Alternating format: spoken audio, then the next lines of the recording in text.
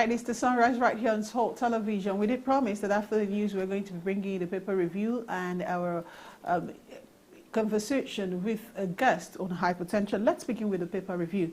Now, we have the Vanguard, we have the Guardian, we have Punch, we have Daily Trust, and we have Punch Sports in no particular order. Let's begin with the Vanguard. And do not forget, Laura and Sugarbear are still right here with me in the studio.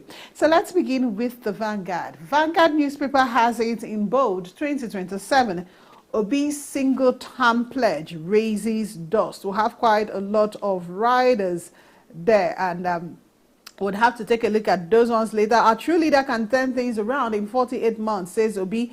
His threat to 1999 constitution, says PDP. It's marks of desperation, says Okori. You can take Obi's promise to the bank at Barry Bay. One tenure is lofty but insufficient in Maswed. It's insult on our collective memory, Buhari's aid. And that's it on the Vanguard this morning.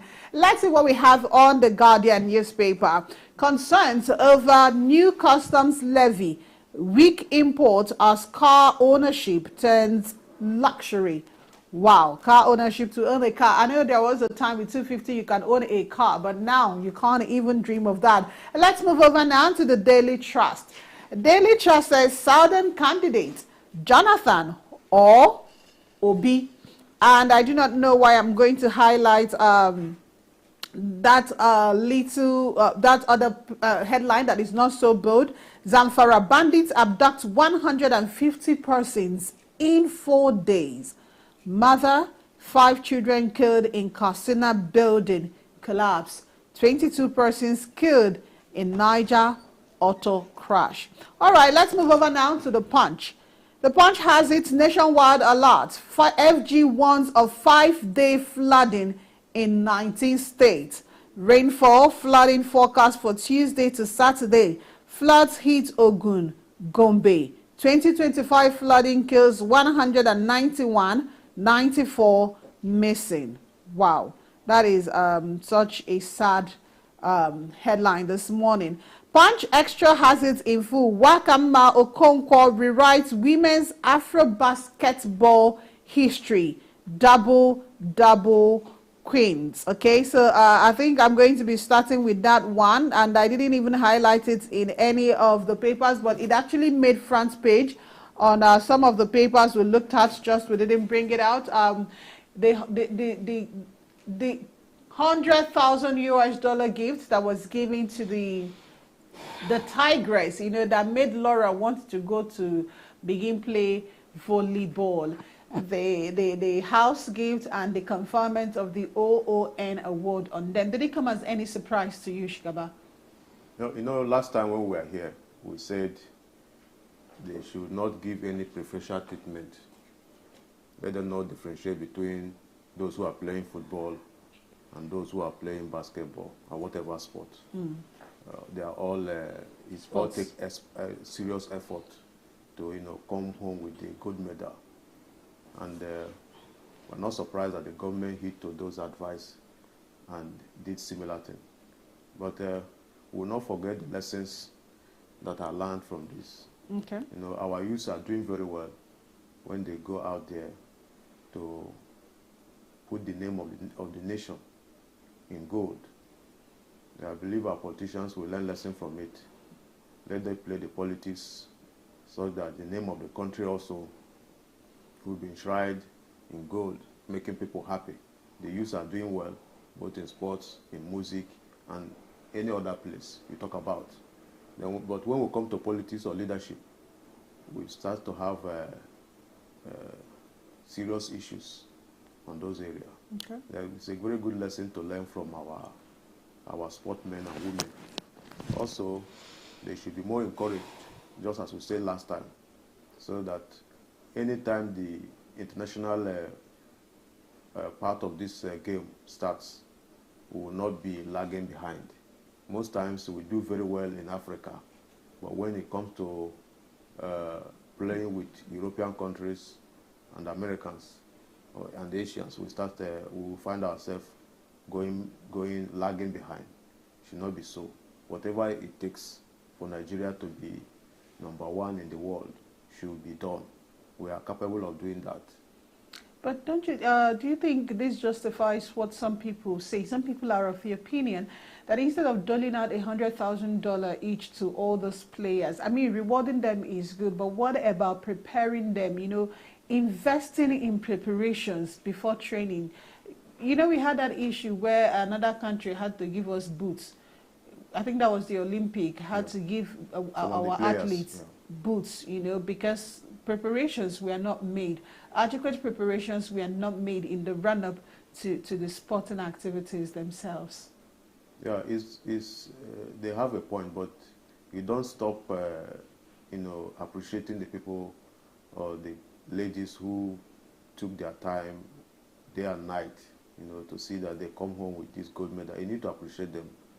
It's a personal thing for anybody to make suggestions. But that does not mean that we don't have the resources. The country has the resources, you know, to make sure that each time we go out for these games, we are at the top. You can still reward them and then do the right thing whenever we are out there. Okay, I think that's a good place to leave it. And on Vanguard, we have 2027, Obi's single-term pledge raises dust. We have another story like it in the Daily Trust. Southern candidate Jonathan or Obi. Recall that Obi said over the weekend that, listen, he just wants to complete the tenure of the South. He's not interested in going beyond that, even when there were backlashes from people like Governor of Anambra State, Soludo. Obi still insisted that he stands by his word. And now lots of dust are being raised. In fact, one person, I think that's in the, that story is on the Vanguard. I think, in fact, someone says it's a threat to the 1999 Constitution. That's according to PDP. And so many other people have other things that it's an insult on our collective memory, according to Buhari's aid, right? You need to read the newspapers to get the full detail of all those reactions and why they've said what they said. But really, do you think what Obi said should raise as much dust as it is currently raising? Why are people so interested in what Obi said? Yeah, there's no doubt that politicians will not take him serious for the fact that all these years we have not had such kind of person, you know. But if you look at what happened during Nelson Mandela, after his first tenure, he was pressurized to go for second tenure. But Nelson Mandela refused. He rejected it and decided to step down for another politician to come up. It's a personal decision. Okay. If someone says he will do only one tenure, there's nothing wrong about it. It does not mitigate. It's not against any constitution. The constitution recommends first 2 tenure if you wish. Okay. And that is if people elect you for the second time. If you are not elected for the second time, then whoever wins goes. It's not against any constitution. When the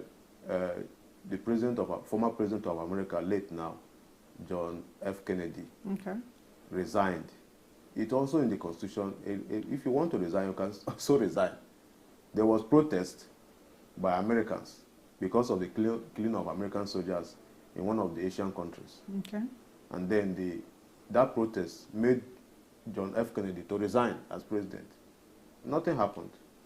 So it is his choice for him to, you know, decide to say, okay, I'll go for just a term. But politicians will always like to play to the gallery for the fact that they have their own ambition and also some gains to make based on this, whatever statement they push out to the public. So Laura, is it Jonathan or Obi for 2027? I mean, if it has to return to the South, Jonathan or Obi? No, you asked me this question last time, and he made headline again. Jonathan or Obi? For me, is it featuring Jonathan or featuring Obi? Or is it them coming together? I don't understand the question. No. The thing is this, the South is considering, so if because already it's the South, or if it's a turn of Southerners, according to however it is. I mean, South already is in power Okay, so now it's a consideration between who do we field. Now, Obi has said he's going to go for 4 years, but who knows? He's entitled to actually make a decision to go back for 8 years if he so decides, and he wouldn't be breaking any laws. But Jonathan already had 6 years. You know, he completed the 2 years for Yaradua, and then he had a term that was all his own. 4 years. So now PDP is thinking, so if we have to field any of those candidates, if we field Jonathan, we know Jonathan cannot change his mind to say he will go for 8 years, because constitutionally he cannot go beyond 2027, or is that 2031, right? So maybe he would be more appealing. But then what would the people think about Jonathan coming back as a president? That Obi has a mass following, right? People would really want to vote for this man. But what if Obi decides that, you see, I don't want to do 4 years again, I want to do 8 years. So it's a dilemma between the both. Well, personally, I don't see Jonathan accepting to come back as a president. Well, Babangida asked him if he wanted to come, he said he's still thinking about it. He's still thinking about it, so it's neither here nor there. But personally, I wouldn't think that he would accept, the gentleman that he is, to come back to rule again. What is he coming? What does he have to offer? What is he bringing to the table that is different from his first time in office? So if the choice has to be between Obi and Jonathan, I'll definitely go for Obi, because Obi is fresh. Obi has not been there. We know what Jonathan had to offer, and it was in his under his watch, under PDP, that so many things went wrong. You understand? So for me, it's not even a question of whom do you choose.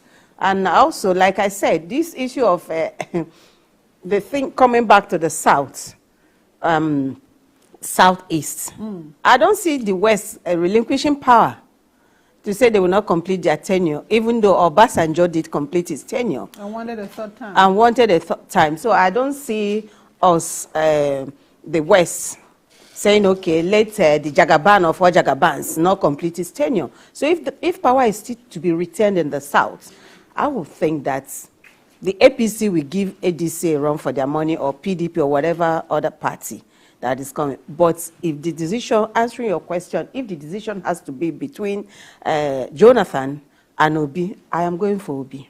That is my own personal choice. Do you think a lot of Nigerians would agree with you? I mean, this question is for both you and Shugaba. Do you think a lot of Nigerians would agree to that? According to you, what exactly is Jonathan bringing to the table? I was thinking we were going to say, waiting you forget for Asura. Because listen, Jonathan has been widely acclaimed as a peace ambassador. Every time there is a crisis, we defer to Jonathan, right? Because of what he did. In fact, he went after he called Buhari to congratulate him when he lost 2015. Quite a lot of people were like, "Oh, that's the man. That's the man to go, really." So, do you think quite a lot of Nigerians would agree with you that Jonathan has nothing left to offer?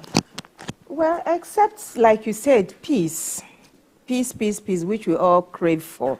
But again, without war, there will be no peace. Sometimes you have to fight for whatever you believe in. You understand? And like the Jagaba himself said, you go for it, you fight, in fact, you overtake. You understand? So, yes, I don't think that for me, Jonathan coming back, or people believing with me that Jonathan has nothing new to offer. Sincerely, I will still stand by it. I don't think he has anything new to offer. And if Nigerians think that he has something new to offer, well, let them vote him in, and we'll see about that. Thank you. Shugaba? Well, you see, most times in our country, many leaders come to power, at times, most of them, by accident. And that makes them, go to office and start learning. Okay. It is not news that Jonathan became president because of the death of Yaradua. So he wasn't prepared to be president. But this is a man who had been governor and, vice president. Even as a governor, he was not prepared to be a governor. So you're saying he's a child of accident of everything. He was an accidental politician, but it's true. Chairmanship, he was an accidental chairman, accidental governor, so maybe now, accidental. Maybe this is the time now for him to not be an accidental. And was ushered in quickly. Yeah. you know, to appease. I think Obasanjo was used to appease Nadeko. You understand? Yes. So maybe this so is not a time for him to Obasanjo was rushing, leaving the person that was prepared for the job. Somebody like Alex Ekwemede, he was prepared for the job, but suddenly they said it is Obasanjo the one who just came back from prison, and then they rushed him in. They found out that he has to take his time, you know, to start learning and still doing the job. So each time learning as a civilian, because he was a one-time military head of state. So each time you want to go back and get people who are not prepared, you know, to lead, you find out that it will still tell on Nigerians. Precisely. So if Obi is prepared to do the leading, and then Nigeria wants him to go, then there's nothing wrong with it. Also, don't forget that there are amendments of the Constitution that are also against Jonathan. If tomorrow Jonathan declares that he wants to run, you will see them bringing up all those amendments. All those amendments. And the same people crying over Constitution will now come up and say no. You understand? So I think it will be the wrongest candidate to field, having spent 8 years. It's a good thing Jonathan has not said. Jonathan will not allow himself to be... Certainly, I think so too. To be messed up by exactly. politicians. His track record, he should just maintain it of a peacemaker. All right, thank you. I think that's where we'll draw the curtain this morning on looking at what the front pages of the papers are saying. Kudos to Zenith Bank, you know, report has it that they doled out 200 million naira to the Tigress, all right? And we hope we'll see other private institutions and organizations and individuals come up to support sports, all right? Because it's a huge industry and it needs a lot of support. Government cannot do it all alone. Thank you so very much for joining us on the paper review this morning. Thank you, Shugaba, for coming. Thank you for having me. All right, when we do return, we are going to be talking hypertension. What exactly is hypertension? Why should you be worried? It's Sunrise on Salt Television. See you after the break.